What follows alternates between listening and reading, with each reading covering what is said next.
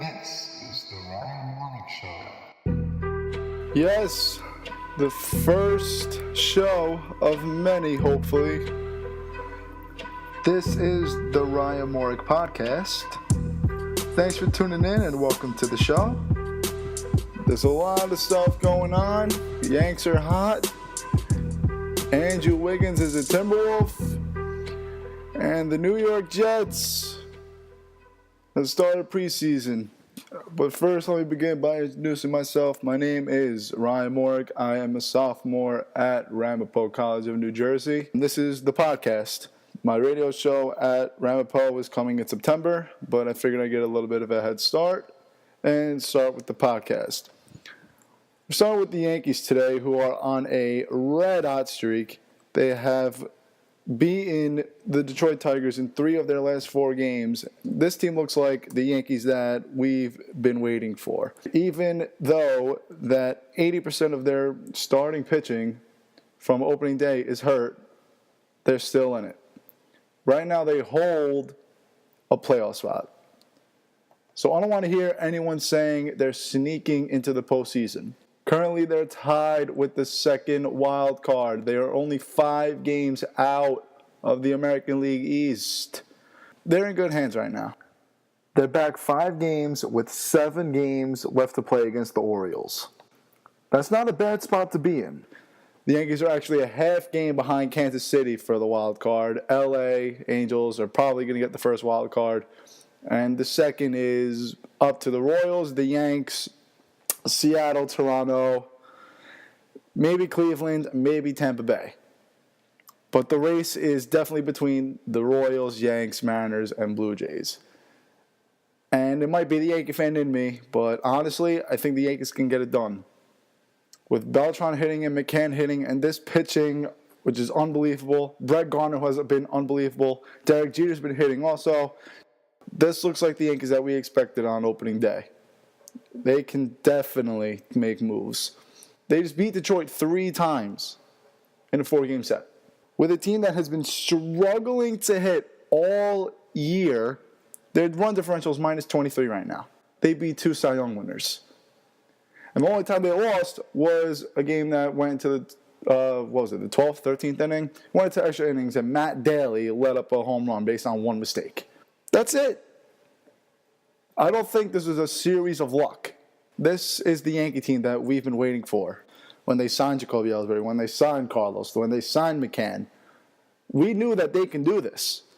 So I don't get why everyone's so shocked that they're on a hot streak right now.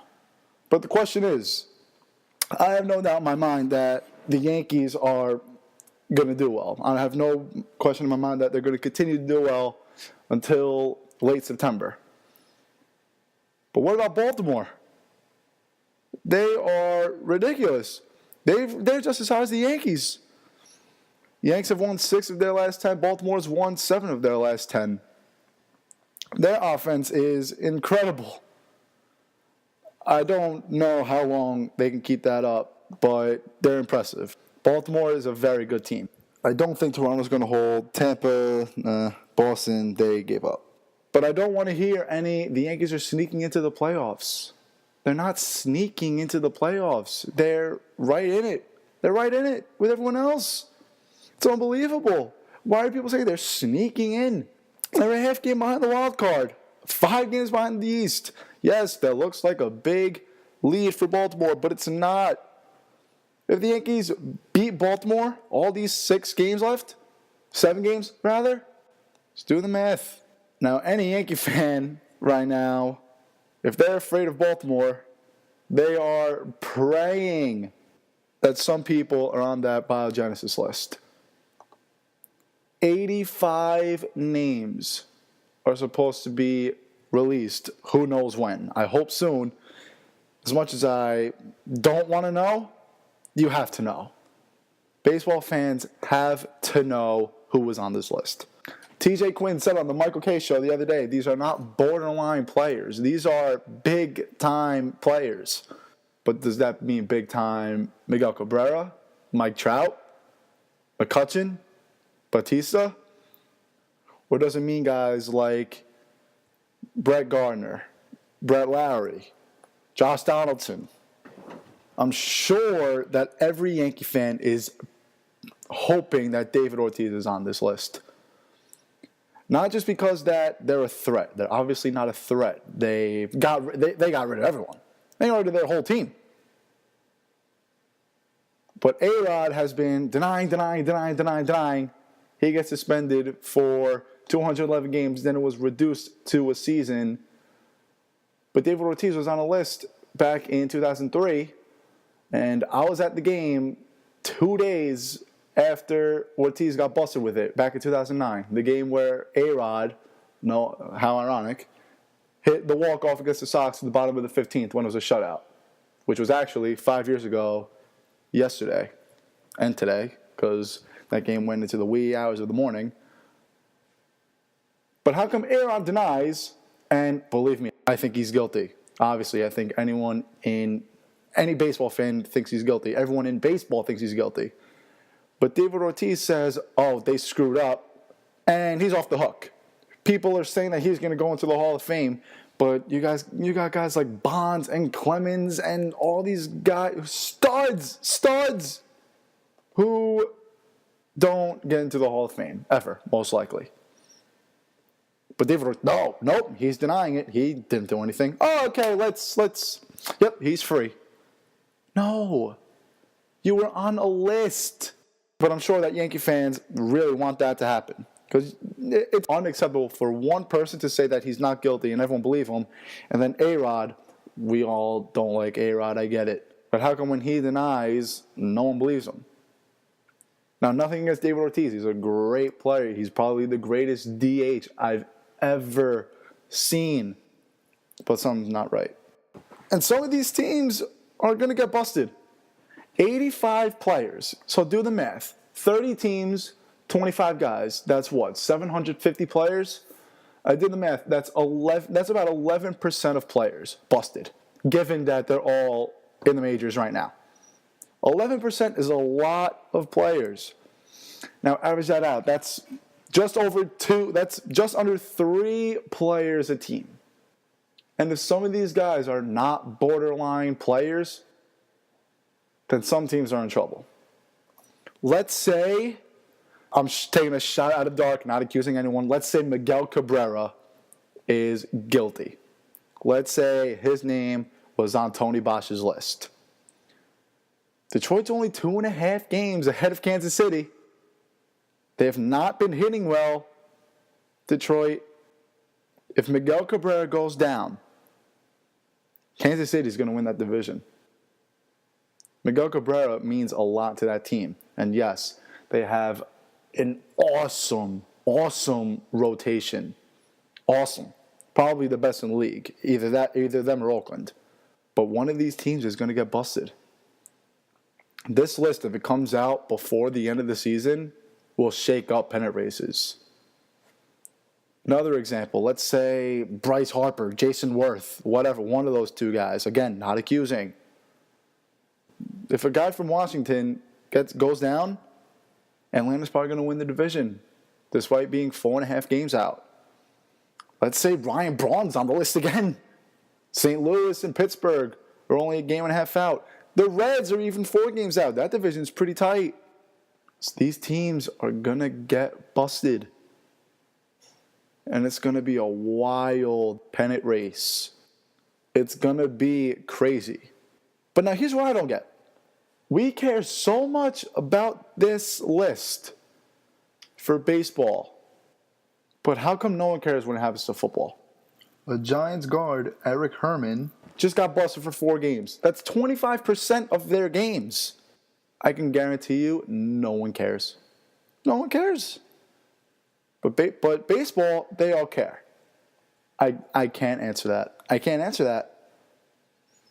I don't think people realize that there's not much of a difference between a 50-game suspension in a 162-game season, and a 4-game suspension in 16 games. Probably because you play once a week, you miss 4 games, but you still practice, you still hang out with the team, you still do everything. Baseball, you don't hang out with the team. You can't practice with them. You're done. for 50 games. That's 2 months right there. I think that's why people care a lot when it comes to baseball. Because baseball, when you're suspended, and now that the penalties have increased in baseball, you'll miss a lot of time. A 4-game suspension in football is a month. A 50-game suspension in baseball is well over a month and a half, close to 2 months, depending on how many days off you have. It's strange. It's a little strange. Again, I'm going to mention TJ Quinn on the Michael K. Show. He said that any piece he ever wrote for a football player getting down with steroids, readers didn't care. They care a lot with baseball. I don't know whether it's the passion that baseball fans have rather than football fans. I mean, baseball is my favorite sport, bar none. Nothing will ever compare. So yes, I care more about a baseball suspension for steroids than I do a football suspension. But I think even football fans, guys who like football a lot more than baseball, when a guy goes down, unless your name is Josh Gordon, or if you have a stud that is suspended in football, you will care. But we saw Nelson Cruz go down last year, and the league was in an uproar. Last year's Nelson Cruz was not this year's Nelson Cruz. Last year's Nelson Cruz was a slightly above average player. And let's compare last year's Nelson Cruz to, let's say Rashad Jennings. Rashad Jennings, not a complete stud, but above average athlete. If Rashad Jennings got suspended right now for steroids, and let's rewind to last year's Biogenesis scandal, where Nelson Cruz got suspended. Overall, fan base-wise, more people would care about Nelson Cruz than Rashad Jennings, unless if you're a big Giant fan. That's just how it goes. But there's no answer to that. Speaking of football, the New York Jets, they are back. The Jets are back. Rex Ryan is back. The talking is back. And it's going to be a lot of fun. I didn't watch too much of the game last night, but I know enough to say that Michael Vick should be the starter of the New York Jets. Geno Smith is not a great quarterback. I wouldn't say he's that good of a quarterback. Michael Vick can lead this team to the playoffs. Yes, he can lead this team to the playoffs. Geno last year, 3,000 passing yards, which isn't terrible for a mobile quarterback, but 21 interceptions. If I remember right, he didn't throw a touchdown for 4 games in a row. 12 touchdowns, 21 interceptions. Those aren't the stats that bring you into the playoffs. Simple. He's pretty fast. He can move. He's mobile. He knows what he's doing. I think he has a very high football IQ. But he's not a playoff quarterback. He's not good enough to start for this team. Would Geno last longer than Vic health-wise? I think 95% of people with knowledge of football would say yes. Michael Vick will probably last 12 weeks, slide somewhere, break a rib, and then he'll be out for the rest of the 4 games. But Michael Vick is the answer, I think. Now, do the Jets make the playoffs whether Vic or Geno is the quarterback? I don't think so. I think they finished 10-6, but I think there's just not enough room. I think that they just finish below the line. I don't think that they're a playoff team. I don't think they're one of the top 6 teams in the AFC. But Michael Vick can get in there. Geno Smith can't. I just don't think he can. I think Michael Vick is a better quarterback. Last year, Geno Smith missed guys wide open. Wide open. It's not like he would miss them by a yard or 2. He would miss them by a lot. And you think that if he threw that ball a little softer, this guy scores a touchdown. What if Eric Decker is wide open for a 50-yard bomb with 20 seconds left against the Patriots, and he overthrows him? In that situation, I'd rather have Vic. I don't trust Geno I'm not a Jet fan. I'm a Giant fan. But if I were a Jet fan, I would trust Michael Vick. I wouldn't trust him health-wise, but I would trust him with getting the Jets to where they're supposed to be. Now, both of them did not play too well last night. They weren't exceptional. Again, they only played how long? A quarter, maybe. But you can't base a decision based on 1 quarter of a preseason game. Ever since the Jets signed Michael Vick, I said he's their starter. Now, granted, if one of them gets hurt, whoever starts, they have one heck of a backup. Geno Smith is a good backup quarterback, but he's not a good starting quarterback. Unfortunately, for the New York Giants, David Wilson won't get the chance to start for that team. David Wilson had a lot of potential for this team. I know he didn't hold on to the ball that much. He let up a couple fumbles. But he was fast. He can run, that boy. I went to training camp a couple weeks ago, and he was the fastest guy on the field. He was the fastest guy on the field, no question. If the line last year gave him room to run and gave him room to explode, David Wilson would be one of the best running backs today. Definitely. I think he would be starting over Rashad Jennings. And Rashad Jennings is a pretty good player too. But David Wilson had a chance to make a name for himself. He expected, well, I'm sure every player says this, but he thought he was going to be in the Hall of Fame. And I think he had the potential to, honestly.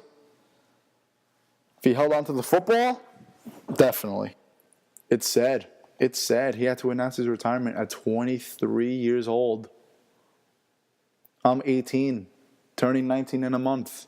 What if I had to retire in 4 years? I feel for David Wilson, man. I feel for him. Because of one neck injury. That's it. He was cleared. Now, here's the debate. He was cleared to play by doctors, a week and a half, 2 weeks ago? And then he suffered a burner. How can doctors clear him? How can they clear him?